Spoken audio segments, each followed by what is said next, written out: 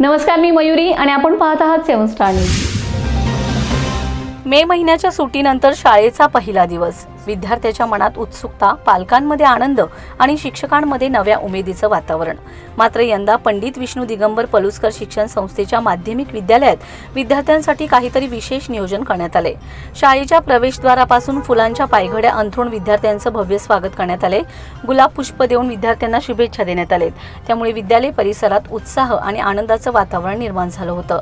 या स्वागत सोहळ्याला संस्थेचे अध्यक्ष उदय परांजपे, उपाध्यक्ष विश्वास रावळ, संचालक सुनील रावळ, जयंतीलाल शहा, मुख्याध्यापक आनंदराव सावंत, ज्युनियर विभाग प्रमुख अविनाश चव्हाण, अशोक कुंभार, संग्राम कुलकर्णी तसेच शिक्षक शिक्षिका मोठ्या संख्येने उपस्थित होते। या कार्यक्रमात 10वी व 12वीतील गुणवंत विद्यार्थ्यांचा विशेष सत्कार करण्यात आलाय।